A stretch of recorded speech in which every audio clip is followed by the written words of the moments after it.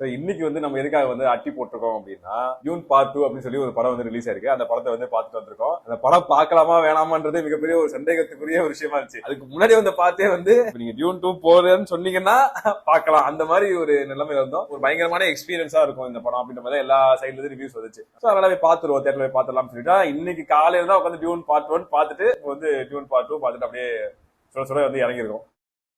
First இந்த படம் வந்து யாருக்கானது அப்படின்னு நான் சொல்லிடுறேன். சிம்பிளா ஒரு எக்ஸாம்பிள் சொல்றேன். இப்போ வந்து ஒரு ஊருக்கு போறோம், ட்ரிப்புக்காக போறோம் அப்படின்னா சில பேர் வந்து ஒரு 3 or 4 days தான் போவாங்க. மேக்ஸிமம் அதுல இருக்க வந்து ரொம்ப ஃபேமஸான இடங்கள் மட்டும் பார்த்துட்டு டக்குன்னு பார்த்துட்டு வீட்டுக்கு வந்துருவாங்க. இவ்வளவுதான் உங்களுக்கு இருக்கும். இன்னொரு டைப் வந்து என்ன பண்ணுவாங்கன்னா ஒரு 10 நாள் 15 நாள் அதுக்காகவே போவாங்க. அது ரொம்ப சின்ன ஊரா இருந்தாலும் அந்த ஊருக்கு போயிட்டு அங்க இருக்க மக்கள் யாரு என்ன, அவங்களோட ரிலீஜியன் என்ன, கல்ச்சர் என்ன, இதெல்லாம் பார்த்துட்டு அந்த ஊரை பத்தி ஓரளவுக்கு விஷயங்கள் எல்லாத்தையும் எக்ஸ்ப்ளோர் பண்ணிட்டு பயங்கரமான எக்ஸ்பீரியன்ஸோட வெளியே வருவாங்க.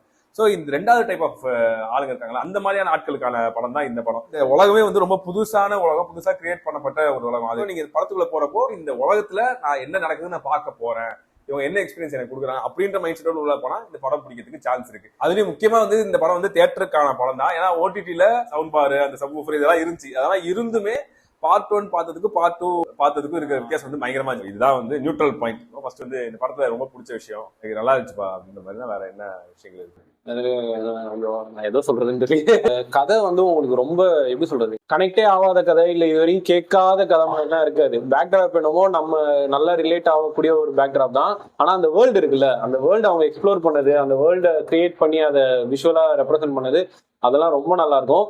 சிம்பிளா சொல்லணும்னா இப்ப இந்த புக்கு படிக்கிறப்ப ஒரு ப்ராசஸ் ஒன்று இருக்கும், அது ஒரு தனி எக்ஸ்பீரியன்ஸ். உங்களோட இமேஜின்ல இருந்து கிரியேட் பண்ற மாதிரி இருக்கும். இந்த படம் பாக்குறப்ப அங்க என்ன எக்ஸ்பீரியன்ஸ் கிடைக்குமோ அதே மாதிரி எக்ஸ்பீரியன்ஸ் தான் எங்கேயும் கிடைக்கும்.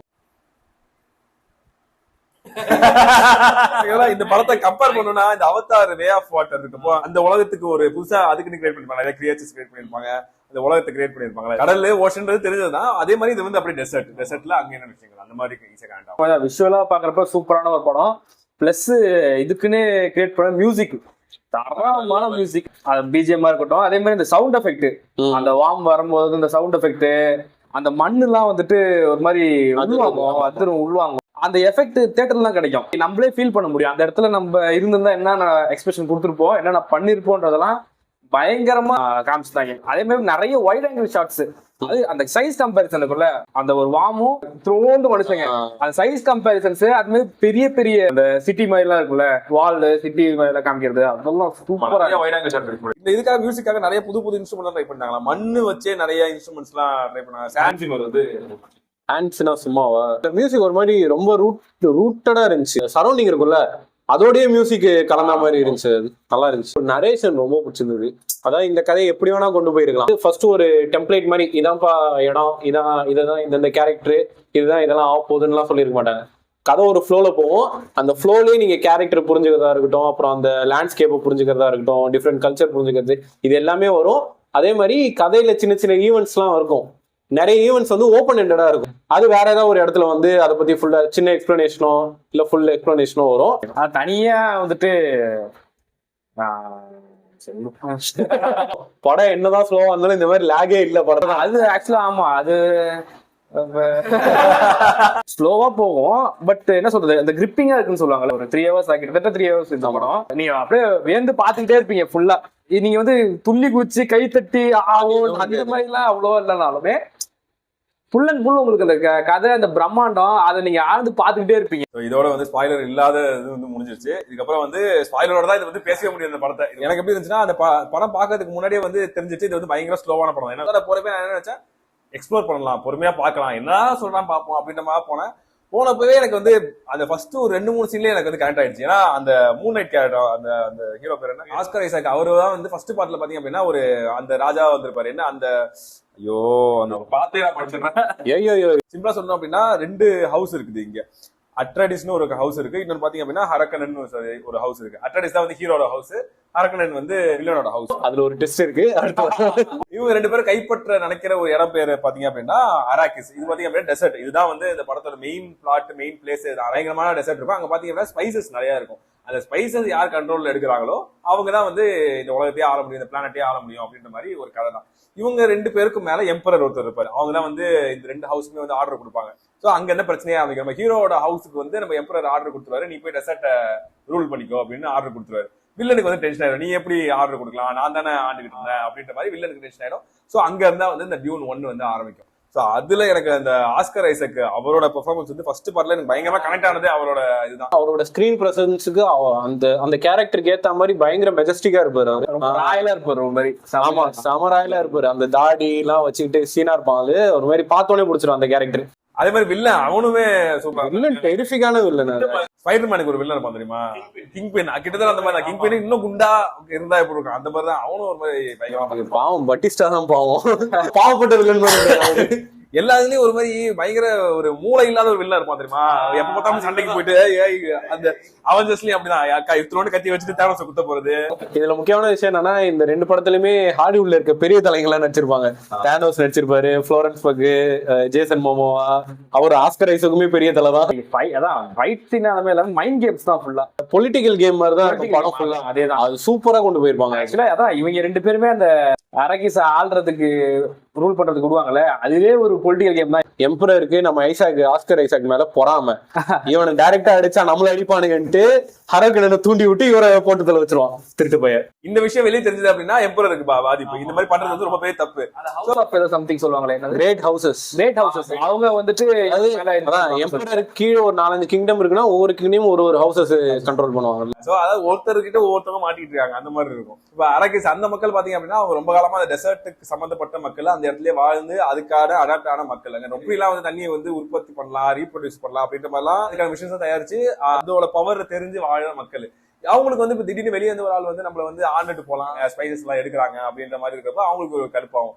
இப்பதான் இந்த இடத்துல பாத்தீங்கன்னா ஹீரோ வராரு. ஹீரோ வர்றப்போ அவருக்கே நம்பிக்கை இல்லை, நான் தான் வந்து அந்த கடவுளா, என்ன எல்லாம் இவங்க தான் ஃபாலோ பண்ணணுமா அப்படின்னு அவருக்கே தெரியல.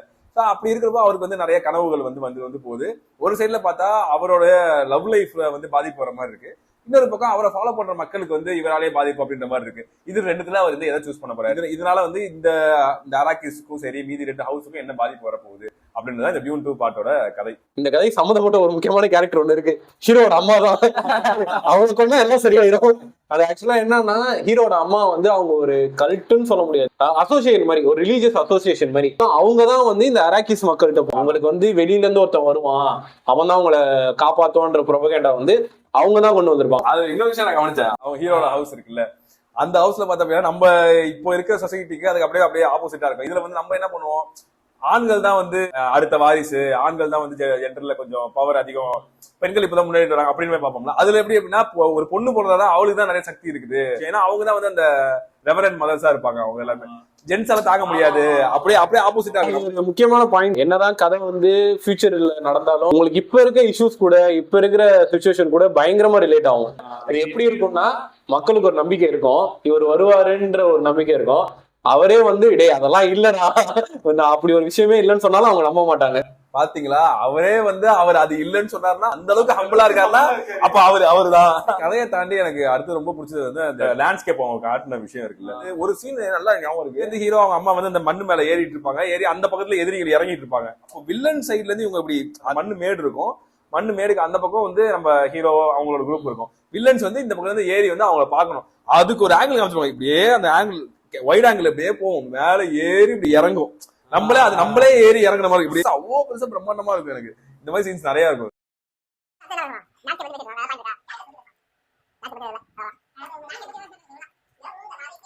ஆக்சுவலா இந்த கதை வந்து ஃபர்ஸ்டே சொன்ன மாதிரி ஒரு பொலிட்டிக்கல் கேம் மாதிரியான கதை தான். அதாவது ஒரு பொலிட்டிக்கல் கேம் இருக்கிற கதைக்கு முக்கியமே கேரக்டர்ஸ் தான். ஏன்னா கேரக்டர்ஸ் தான் கதையை நோத்திட்டு கொண்டு போறது. அவங்க அம்மா கேரக்டர், ஹீரோ கேரக்டர், ஜெண்டையா கேரக்டர், அங்க அந்த ஜெண்டையாக்கு லீடர் ஒரு கேரக்டர் இருப்பான் அவன், அப்புறமா இவரு தேனோஸோட கேரக்டர். ஸோ இந்த மாதிரி ஒரு முக்கியமான கேரக்டரே ஒரு 6-7 கேரக்டர் இருக்கும். எல்லா கேரக்டருமே எப்படி சொல்றது, ப்ராப்பரா எஸ்டாப்ளிஷ் பண்ணி ப்ராப்பரா யூஸ் பண்ணிருப்பான். அந்த ஹீரோட அம்மா கேரக்டர் எல்லாம் பார்த்து எனக்கு ஒரு டென்ஷன் ஆச்சு பாருங்க.